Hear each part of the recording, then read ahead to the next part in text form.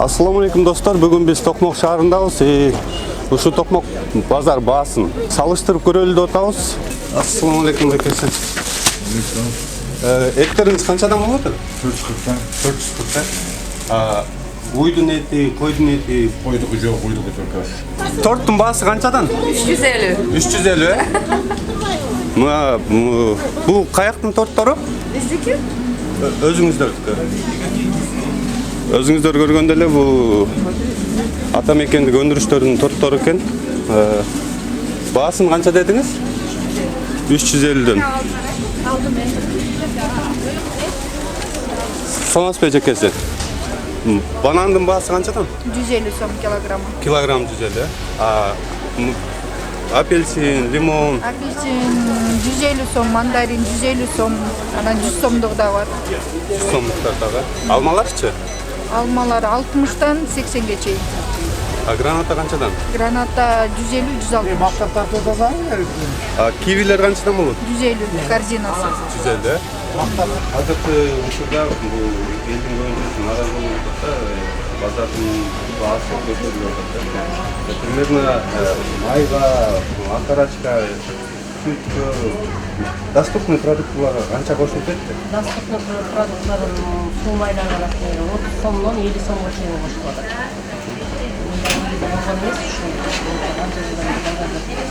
Сахарлар болсо 5 сом келет.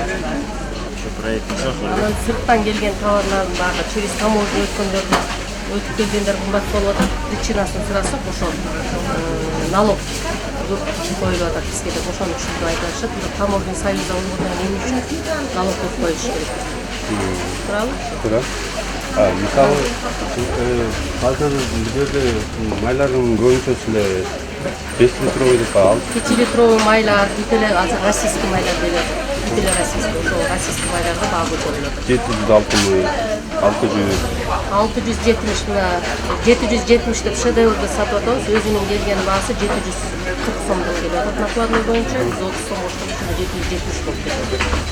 Мурунку келген баасы менен эсептеп көрсөк, ортодо 70-80 сом разница болот. Мындай кымбаттага эч качан болгон эмес. 5 сом кошуп, 10 сом кошуп аябай көп эле болгон. Мынчалык кымбат.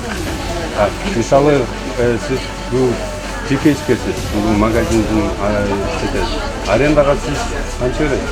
Арендага биз баарыбыз стандартный бир баалуу төлөйбүз, 4300 сом төлөйбүз. Ошондо продукттун баасы көтөрүлдү деп, местанын арендасынын баасын көтөргөн жокпу? Жок. Көтөрүлдү.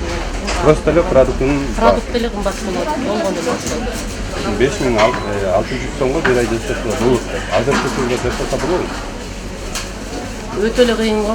Эгер айлыкта же пенсияда болгон кишилерге өтө эле кыйын. Соода алгандар күнүмдүк нан күнүн курсун таап кетет экен, пенсия менен айлыкта отургандарга кыйын эле. Мындан арзан болуп турган убакта деле кыйналып атышат, азыр эми кымбаттаганы мындан да бетер кыйналып. Сметана почем у вас? Так, сметана у нас 220, 250 по жирности. По жирности по 220 идет средняя жирность, 250 жирная. Так, это 0,5, да? Это килограмм. Килограмм. Да. Так, 400. Творог у нас 180 сомов килограмм. Сметана 220-250. Ассаламу алейкум. Алейкум салам.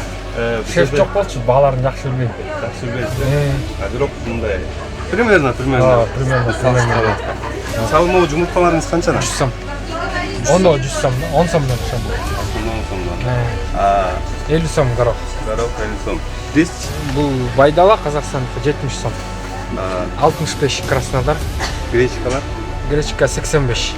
Бул жерде копченый окорочка турат, булардын баасы 280 сом. Килограмм. Килограмм. Мыло моющийлерчи?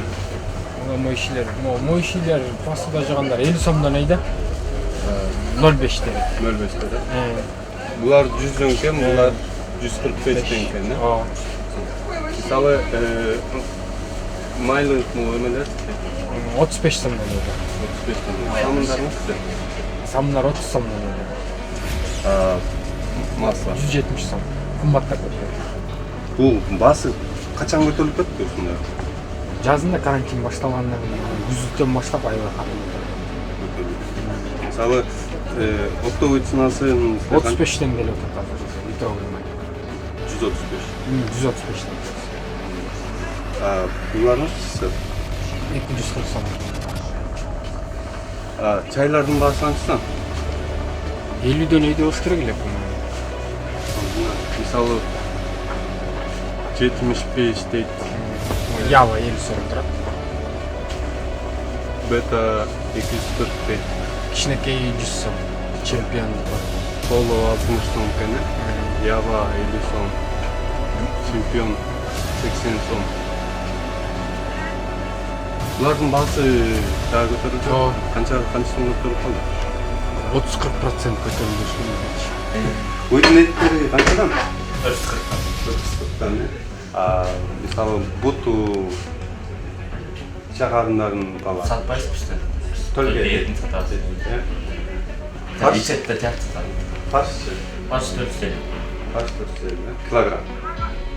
Optum sizler қаншадан аласыздар?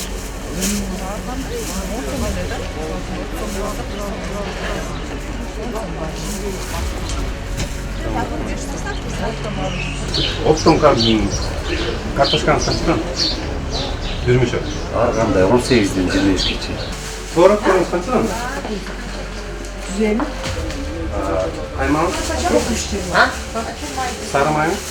380. Түтіңіздің бағасы қанша? Бұл голдың түті де? 1 литр қаншадан? 25-30.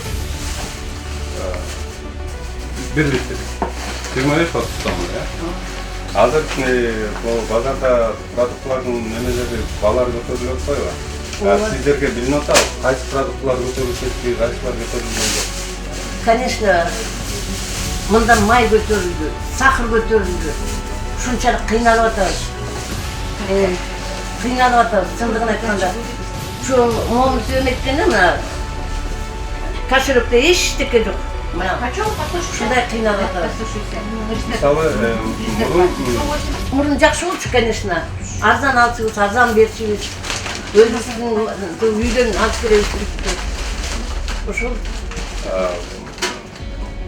майлардын баасы көтөрүлгөн сахар, да? Суу майдыкы көтөрүлдү, сахардыкы көтөрүлдү, еттики көтөрүлдү. Макарондукы көтөрүлдү, гречканыкы көтөрүлдү. Un götürüldü, bar götürüldü. Ayağa yer kıynalı atın. Мысалы, bir günde siz kaç songa katışılasınız? Bir günde 200 nan alabız verdim. Ana gün sakırı alıp getirdim. Mınday alma salmanı mınday arzanını istep vardı dedi. Mutlu kaysı yerde arzan alma var, kaysı yerde suğmay arzan şunu barın kıdırabızlar. Ayla gittiğinden bana bir önlükü arzan olsalabız. Ошол бара. Bir sorum razınız olsa? Ооба. Tamam. Sizin kaçada? 1 kilogram 110-120'dan. Bu yerde biz boyakta oluşmuşsak, problemi tekeride oluşmuş. Anan ayardan ana yarımısın, kasatı yiyişip, yarımısın, tegi arçaqa moyışça koyup koydu da. Biz degen bu bet mаңдай, tuvalet mаңдай, bir yerde pişirme. Bu yerden ötkün itler çiçip atar, kişi mesela yürüp atar. Ayda неудобно болуп атат ордубуз. Ошо ордубузду эметпесе бояккан өзүсүнө мурда моющуду берип койсо да болот. Могу павильонду прокасын эле беришти. Ичинин баарын өзүбүз ремонттодук. Оңой турган жок бизге. Bir ayga kançayga arenda бересиздер? Bir ayga азыр эми 1 жылга чейин неме кылышкан. Тиги ичин оңдогонуңарга баягы кеткенде деген. Эми азыр 1000 сомдон алып атат.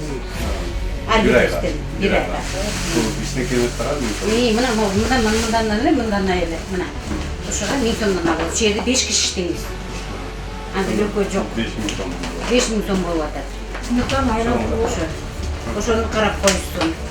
Ошону карап Мысалы, коюштум. продуктыға сиздер дагы кыйналып атасыз ба? Кыйналбаган деп айран эми оң баламды баягы небере чөбүрлөр бар дегенде Кудайдын кулагы сүйүнсүн. Un деген 1600'den болуп атат. 1650'den. Bir mişo gün mага bir ayga жетпейт. Мага bir жагы bir 2 mişo günду жөнүнө алышым керек. 5000 сом жашап кетиптир, да? Жашап кетти. Ошону сиз кандай ойлойсуз? 5600'гө көбөйт. Bir ay эмес 10 күнгө жетпейт чындыгында. Өзүмдүн алганым ошо умат кереме болуп туруп эле азыр 700 сом, 7000 сом алам. Мәткерейне менен 8 миң. Ал эмнеге жетет? Bir 1000 сом менен мәткерейне ага. И пенсиям ошо жылып отур. Дары кымбат 2000ден. Дарыларым кымбат. Мен ай сайын дары менен кечне дары ичемин. Мына 10 күн сайын, 6 ай сайын больницага жатып турам. Кудай буйрса мен 10-да кеттим, больницага жатам. Ага 20 миң. Азыр больницабыз 20 миң. Частный больница 20 миң. 10 күнгө 20 миң төлөйм. Могу гречка, эме крупа эмелерге баалар көтөрүлдү. Мурун эле ушундай. Гречка көтөрүлдү кичине, 10 сом көтөрүлдү. Мешоктуп ана подешевле, а гильдеп ана кичине немного дороже. Саламатсыздарбы, урматтуу мекендаштар, биз бүгүн Кан шаарынын базарындабыз, бааларды силерге салыштырып айтып беребиз. Саламатсыздарбы? Жок, биз бааларды эле сурап жүрөбүз, базар бааларын. Базар баасы боюнча айтып койсоңуз, помидорлорубуз канчадан болот атачка? Канчадан? О, эмелер, мандариндер, бадыран, алмалардын баасы. Алмалар 65-70'den болот. Симирянкалар 60 сомдон болот. Мандариндер 150'den болот. 90 сомдон бар Пакистан. Бадырандар 160, 150 ар кандай да. Банандардын баасы канча? Банан аз аябай кымбат келип атат завоз. Ошон үчүн биз өзү эле 130'dan келет, 140, 135 деп сатабыз да. Сонда 20 сом кошуп калат экенсиңер. 15-20 сом кошобуз. Бул 120-130'dan сатылат да упаковкасы. Анардын баасы? Гранат 150. Жүзүмдөр канча болот? Жүзүм азыр кымбат аябай эле жүзүмдөр. Аларды бул өзү эле 300'den келет. Өзү эле 300'den келип атат. Ошондо бир ай көп айтпайлы, бир ай мурдага салыштырмалуу канча кошулду баасы? Кошулду, жакшы эле. 20 сом ар бир товарга кошулду да. Ар бир товарга 20 сомдон кошулду. Бул зелендерибиз канчадан болот атачка? Сервис тазасы 30 сом, грязный 20 сомдон болот. Зелендер байынтон кымбат болуп калган, аз кичине түшүп калды. Түшүп калды. Кеден. Булардын баасы өзүндө өндүрүлөт да. Булар ар кандай 10 сом, 15 сом. Эмесине жараша. Капусталар. Мол капуста азыр кымбаттап атат. Мол азыр 70 сом ушундай сатып атабыз, 70-80. Булар свежий капустаны 30 сомдон сатып атабыз. Могу кызылчалардын баасы канчадан болот? 30-25. Жан картошка келип калдыбы? Бул Россиянка да 30 сомдон кыларам. Жан картошка канчадан келди ошондо? Бүгүн бул өзү 50 сомдон келди. 50 сомдон. Пияз. Местный картошка 30 сом болот а кызылчалар редко 30-35 да. Пияздын баасы канча болот? Пияз 20. 20'dan. Булар вообще кымбат. Булар өзү эле 300 сомдон келет. А келиши 300 сом. Булар ошондо бизге кайсы жактан келип атат? Точно. Чесноктун баасы. Кем кеде Туркманстан келет, кеде Кытай жок да негизи, быйыл Кытай жок. Чеснок өзү эле 250'den. Өзү 250'den келип атат. Нандын баасы бизде дегенме 20'дан. 20'dan. Ундун көтөрүлүшү боюнча эч кандай сизге залакасын тийгизген жокпу? Эми аны дегенме хажайындар билбесе 20'дан 23'тен сатабыз негизи деген ундун баасы дегенме кымбаттады деп атат. Аябай эле кымбаттады. Оптом сиз нанды канчадан аласыз? Оптом алганда деген 18'ден алабыз. Колбасаңыз булар канчадан болот? Колбасалар мына 330 да, булар бир штука 150 сом болот береги. Куйрук майлар. Куйруктар 600'den килограммы. Сосискалар тиги 320'dan, 200'den. И 230'dan. Сыр тиги мраморный 340'dan, топлёный 350'den. Атбашинский, Сыпульский 380'den. Азыркы балалардан бир 20 сом айырбасы болуп атат. 20 сом көтөрүлдү, балалар. Буякта акарачкаларыңыз бар экен. Акарачкалар да ушундай болуп калды. Мурунку багыраны. Акарачкалардын баасынан айтып берсеңиз. Акарачканы 150'den сатып атабыз, мурунку баа 125 болду. Мисалы целый эмечи толуктун целый полк дети 160 болчу, азыр 190. Көтөрүлдү, аябай көтөрүлүп атат. Ал тиги грудинкалар 245 болуп атат. Башта 230 15 сом. Майларыңызды Сумайлар. Сумайлар да көтөрүлдү, бир 20 сом көтөрүлдү. Биз анча кошкон жерибиз жок да. 2 литрдигин 250дөн сатып атабыз. Ошондо 125 литр сатып атабыз. Такшымал башка майонез, Майонездер көтөрүлдү. Аябай көтөрүлдү. шомгалары бар эле. Майонез мына чоңдору тетиги провансал 70 болсо, азыр 90 болду. Өзгөчө кошулуп кетти майонездерге. Анан барлычылары 120 болчу 150гече. Ошо. Саламатсызбы? Саламатчылык. Привозной товарлар көтөрүлдү, анан эмелер ошо ойдон эле турат, өрүктөр эми көбүнчө эле Баткенден келет да. Алар деле бир аз кымбаттады, потому что эми жол кире кымбат, суу май кымбат деп бабы эмелер көтөрүлдү. А привозной товарлар ошо эле 50 сом, 100 сомго чейин көтөрүлдү. Бери 2 ай болуп калды го. 2 айдын ичинде 2 ай 3 ай болуп калды. 100 сом кошуп кетти. 50 сом, 100 сом эле кошуп кетти. Аябай эле элге кымбат, кыйын болуп атат азыр. Эмне кылабыз эми мурдагыдай соода болбой калды, элге эле кыйын болуп калды ошо. Эмне кылабыз, албасак дагы болбойт. Алып сатып атабыз, эми эптеп оокат кылып атабыз да. Айла жок, эми элдер келип сөзүн айтып, мурдагыдай ала албай, жей албай калдык деп кетип атышат. Ошо арзандаса сонун болмок, бирок күтүп атабыз, эми мурдагыдай кичине болсо деле калыбына келет го деп. Ар түрдүү 180ден баштап өйдө 200, 250, 220. Эмелер прайник. Пряниктер 10 сом кошобуз, 78ден. Печеньелердин баасын айтыңыз. 68, 70ден келет, 80ден сатабыз 10 сом. 10 сом, 12 сом. мурунку баа менен азыркы баанын разницасы Бар, аябай эле бар. канча кошулуп, канча эмес? Көп эле конфет печеньяларга аябай эле кошулду. Конфеттерге көбүнчө рошин менен рахаттык аябай кошулду. 20 сомго чейин, 25 сомго чейин көтөрүлдү баалары. 2 жумадан бери. 2 жумадан бери 20 сом, 25 сомго көтөрүп кетти. Кадимкидей көтөрүлдү. Биздин өкмөт башчы 5000 сом айлыкка жашай, бир ай жашаса болот деді. Сиз кандай? Жашаса болот же? Жашаса. Даже 10 000 сомго жашай албайсың го. Мен мисалы үчүн жалгыз боймун. 3 балам менен мага балдар мектепте, садикке жашай албайм. 10 000 даже аз. Конфет, печенье, тетиңдей выпечка, бу коробочныйлар. Бүт бар кымбаттады. Коржик, булочкалар. Анткени сахар көтөрүлдү да, сахар көтөрүлдү, ун көтөрүлдү. Ошого карата бүт бары көтөрүлдү бир аз. Эми в основном кимдер келет? Пенсионерлер көп ошо нааразы болушат да. Ошо кымбатчылыкка. Цены вот уже написано. Вот. Это цена за стаканчик. Да? Раньше сколько стоило? Так же стоил. Это до карантина. Старая цена еще стоит. Можете по табличке посмотреть. Таблички даже старые, Это пыльные. старая цена. Это старая цена, да. До карантина была. Сейчас новые цены подорожали, но мы не поднимали.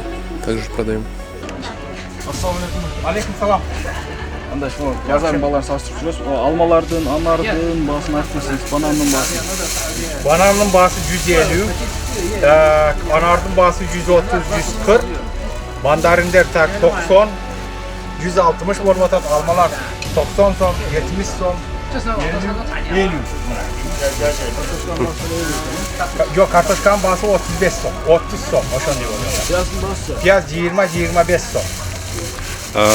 Мурунку баа менен азыркы баа менен салыштырганда канча пайыз көтөрүлүп кетти ушулардын баасы? Kanday desem, almalar bir 10 som, 15 somga çeyin, mandarinler 15-20 somga çeyin kötörülüp ketdi. Kivinin baası kança oldu? Kivinin baası tak штучный 25, a paçkası 130'dan. Bularda le bir 15-20 somga kımbatladı da o. Çıksa var çok azı kımbatlamay, arzandagan eşitike yok. Kança ayda uşunca kımbatlap ketdi? Yakın geliyor bana bir ayın içinde. Bir ayın içinde uşunca. Bir ayın içinde. Насвай сатып, еще Кудай шүгүр, наным алып жеп отыр. А 1600 депутаттарға беріп көрсінші. Bir күн жашап көрсінші. 1600. Мына 18 жыл стажым бар. 18 жыл стаж. А 18'de 6 жыл стажын таап келдім. Қалған стажын барғанда өкіметке төлеп аттық, налогты төлеп аттық. Бұрын деген советский времен біз емені бердік та, жаңағы сот емені алдық та, жақшылап қармады. 1600 мен шығарып пенсия. 1600 соммен шығарып салды. 1600 сом. 18 жыл іштегім. 18 жыл. Қай жыл тармаққа іштедің? 81 жылы 86 завод Лениннен іштедім бе? Ана 86 жылы бүйінгі тұрмышқа шығып, Анархайда іштегім. Анархайда детский садта іштегім. Воспитатель болдым, нянькада болдым, техничкада болдым, ана столовойда повар болып іштедім. Айлық тілі жақсы болды. Ана мені шығарып қойышты 1600 сом менен шығарып қойды. 1600-ді мен эмне алып дейм. Мына 1600-ді мен алдым. Шықтым, балама торт алдым. Унуктарыма бір шоколад алдым, мына жоқ. Bir ayda şaşırdım. Yani prezidenttер bizdi қарабайбы, мына мен çıktım, мына пенсионный книжка менен, мына 400 у него инвалидность. 1660 она получает пенсию. 20. 20. 20 сом еще қосып қойып. Камераға көргізсеңіз. Как собаки кость, 20 сом. Мына камера. 1600 еще 20 сом қосып қойып. Ана осы бізді қарабай ел деген депутаттар, президенттер бізді қарабай, пенсиялерді қарабай бірінші очередте. Больницаға барсаң біздіге полностью алады. Пенсияны кешкен қарабай, как положено, уколың саят, лечениеңді салат, ақшаңды шыпырады. Емені қарабайды да? Қоғамдық транспорттаудан қарабайды? Қарабайды. Ештеген. Ошо президент менен депутаттар бізді қарап қойса болады да. Қантип ел жашавады.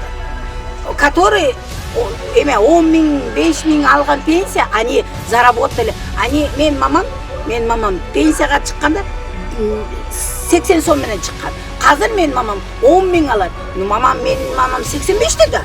А мен емне 85-ке жашай аламын оны ақша менен. Мінеке. 1620 сом. 29 сом деп. 20 сом да. Ана 1620 сом қосып қойды. 20 сом бір бөлке нанға деп қосып қойды. 450 қоятын, қойды тоже. Килограмм. Құйрық майлар 450. Жаңғар 120 сом. Сарпи. Бор жүрек 250 килос. Майлар 150 сом. Мурунку менен салыштырма азыркы баа канчага кымбаттап кетти? Раньше-то дешевле было.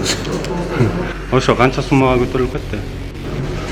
Сейчас 410, вот сами принимают. 410 сом. Было 320.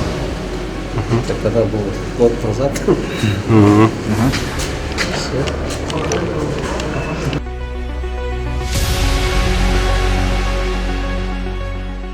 Конфеттердин баасы канча сомго көтөрүлүп кетти? Бар эмес. 10% көтөрүлдү. Мурунку баасы менен ошондо айырмасында канча сом кошулду? Эми мисалы 200 сом болсо 20 сом. 20 сом кошулду, да? Азыркы доступный конфеттер кайсы болуп атат? Эми арзандарын алып атат элдер. Ошо арзан болгондо бул жерден. Мисалы бизде азыр 160-тан бар, 200-төн бар.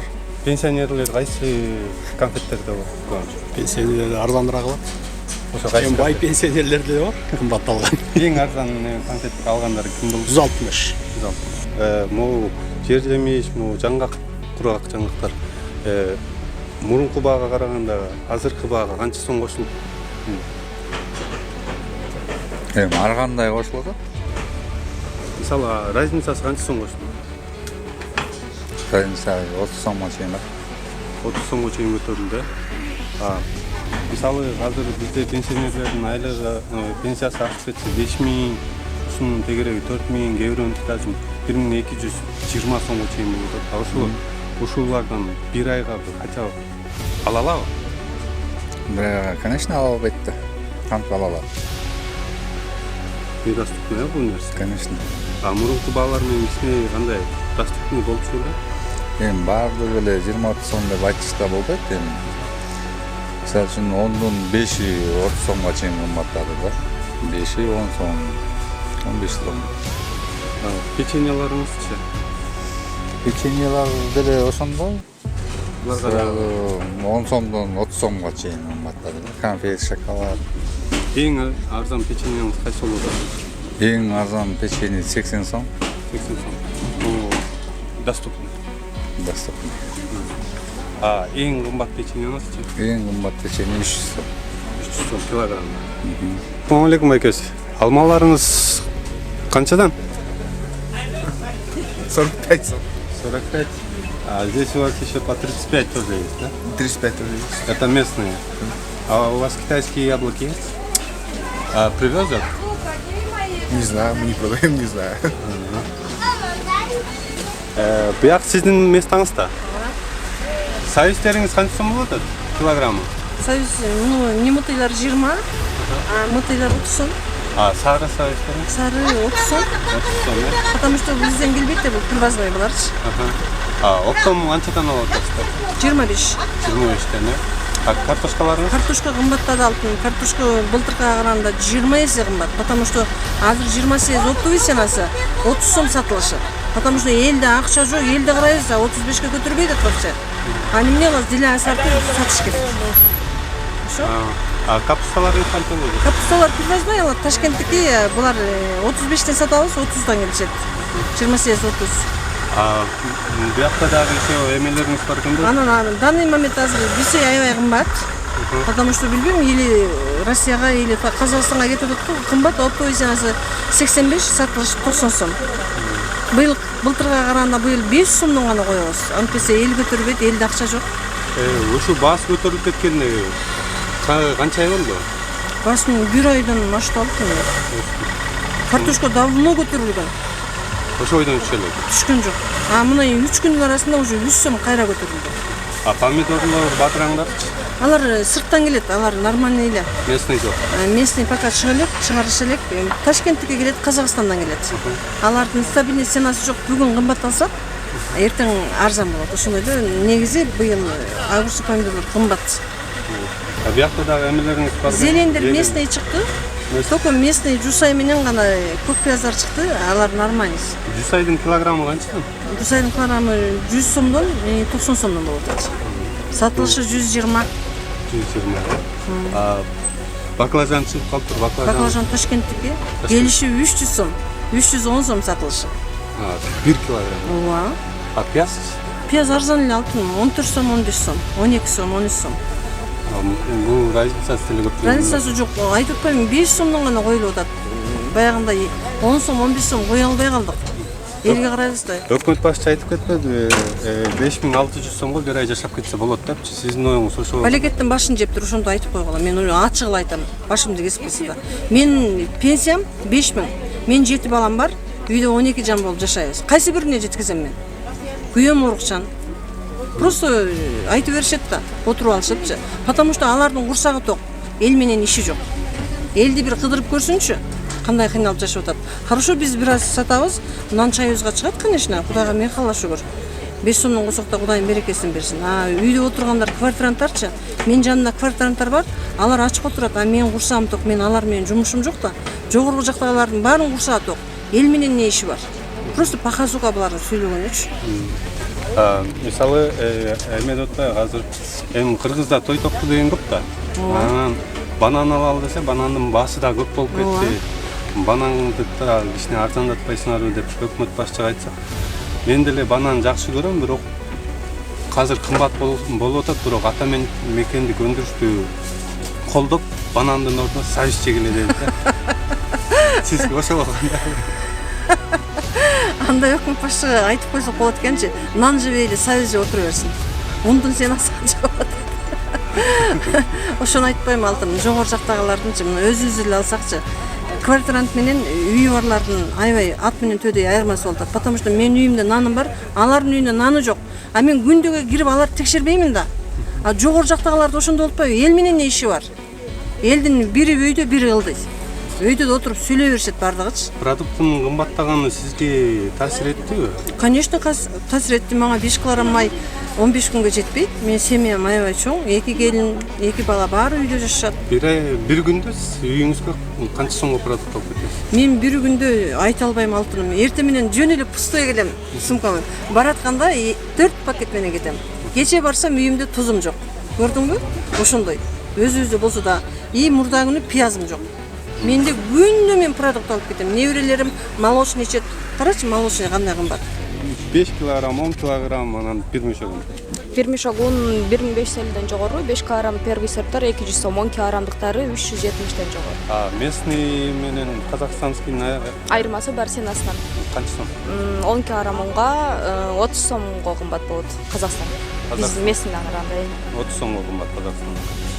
Ундун баасы канча болду көтөрүлгөн? Ундун баасы негизи былтыр карантинден баштап көтөрүлгөн. Ошол боюнча чөнөкөй. Bu yakta sizde еще весовой чайларыңыз да бар экен да. Мисалы, бул чайлардын баасы да көтөрүлдү же ошол? Жок. Чайдын баасы бирок негизи бизге келиши көтөрүлдү, а биз бул жака көтөрүлгөн жокпуз. Канча сомго көтөрүлдү?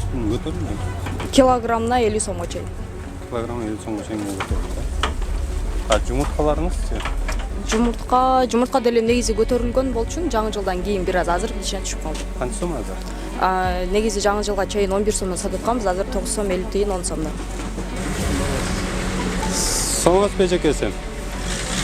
Могу күрүчтөрүңүз бар экен да. Ушу бааларын белгиледик элек да. Азыр көп киши наразы болуп атпайбы баа боюнчачы? Ушулардын баасы көтөрүлдү же көтөрүлгөн жокпу? Күрүчтөрдүн баасы эч кандай көтөрүлгөн жок. Күрүчтөр ошол эле боюнча, Казакстандыкы деле ошол боюнча, өзүбүздүн Өзгөн, Баткен, Ташкент базар деле ошол эле боюнча. Эч күрүчтөр көтөрүлгөн жок. Бизде болгону сахар, un бир аз көтөрүлдү, чуть-чуть. Сахар анан май көтөрүлдү аябай. Сахардын баасы канча сом 1 килограмм? 1 килограмм 60. Мурун канча? Мурун 45-50 болчу. Азыркы оптовый ценасы сиздерге канча сомдон келет? 58. 58 теңге. Кайсы эмненин эти? Уйдук. Баасы канчадан болот? 450, 420 болот. Мына сулпеттер 450ден, төшеттер 420дан. 480 480? 420, 450ден апа. 480ден эч жок. 560тан эме сөгү жоктор. Алар вырезкалар апа 560тан сөгү жок эттер алар. Мисалы, майларчы? Майлар 150ден болот. Килограмм. Килограмм. Еттин баасы көтөрүлгөнү канча ай болду? Уже 7-8 ай болду дейм, жылга чукулдап калды. Былтыртадан баштап эле уже 450ден болот да. Пенсионерлер канча килограммдан алат? Пенсионерлер 1 кил, 2 кил, уже пенсионерлер эт деле ала албай калышты окшойт. 1 кил, 2 килден 510 сом деген эмненики? Сулпет сөгү жок. 560 дегенчи? Уйдуку же койдуку? Уйдуку, койдуку канчадан болот? Фарштарыңыз канча сом болот? 510 сом 1 килограммы бул, Баалары алган эле баабыз 410 сомдон келип атат.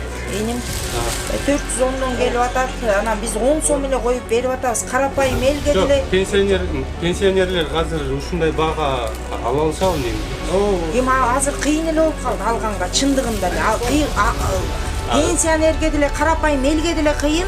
Биз сатып касса чыгарыш бизге деле кыйын болуп атат негизи. Бирок эми өкмөт башчымын топпайбы?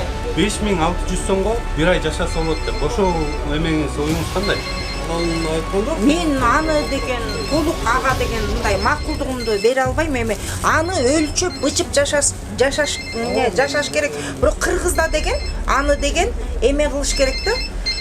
Биздин жамандыгыбыз бар, жакшылыгыбыз бар, биз намыскөй мусулман элбиз, жамандыкка өзүбүзчө кошумчабыз бар, жакшылыкка өзүнчө кошумчабыз бар. Бирок негизи карапайым элге дагы алып сатар бизге да кыйын болуп атат. Мен аларды ойлойм десем, мен ойлогон эч ким жок. Мисалы үчүн, кээде мен даже 10 сом кошпой 30 сом назад кетип сатып атам күчүгүм. Бизге да кыйын болуп атат. Бирок биздин Кыргызстандын, этин Кыргызстандын ушундай мондай малын өзү биринчи өзүң тоймоюнча бирөөнү тойгуза албайсың да. Үйдө дагы туурабы күчүгүм. Сен өзүң тойбосоң, ана мен чакырып, мен тойгуза аласың, кошунаңды чакырып. Ошон үчүн биринчи өзүң тоюп, анан ашыкча болуп баратса, кошунаңды чакырып тойгузасың. Анан кичине элди дагы бизди да ойлогула күчүгүм. Мейли өмүрлүү болгула, рахмат. Кургак жер жемиштерди сатат экенсиз, ушулардын баасыны көтөрүлдүбү? Көтөрүлүп атат, Канча сомго чейин көтөрүлдү? Эми 50 сомго чейин көтөрүлдү деп атат го негизи. Бирок үшүк алып кетти. Көтөрүлгөнүнө примерно канча ай болду? Канча ай боло элек, где-то буквально 15-20 күндө болуп калды. Пока ошол сенам менен сатып атабыз, тияк көтөрүлүп атат да Баткенде. Биз өзүбүз пока көтөрүлүп атабыз. Примерно өкмөт башчы айтып атат да 5600 сомго жашап кетсе болот депчи. Сиздин оюңузча жашап кетсе болобу? Айга 5000-6000ге бир 5600 сомго бир ай жашап кетсе болот дейт да өкмөт башчы. Болбойт да андай деди. Андай. Кантип 5-6000 жетпейт го. Жетпейт да. Мисалы сиз бир айга канча сомго продукт аласыз? Бир айга эми мен мындай лично мындай деп санабайбыз, бирок мындай если санап берген болсок жетпейт. 5-6 миң жетпейт да. Бир айга. Жетпейт да. Бир күндө сиз канча сомго продукт аласыз? Бир күндө эми андай просто мындай көбүрөөк алып койгонго биз андай эсептебейбиз да. Анан эгерде примерно постоянно алып турганда күнүгө 500 сомго чейин кетиши мүмкүн. Эгерде мындай эле последневкалык эмелерди алгандачы, продукцияны алгандачы. Ассаламу алейкум акеч. Эми печеньяларыңыздын, булочкаларыңыздын баасы канчадан? 200 сом. 200 сом. Мурун канча турчу эле? Раньше 170.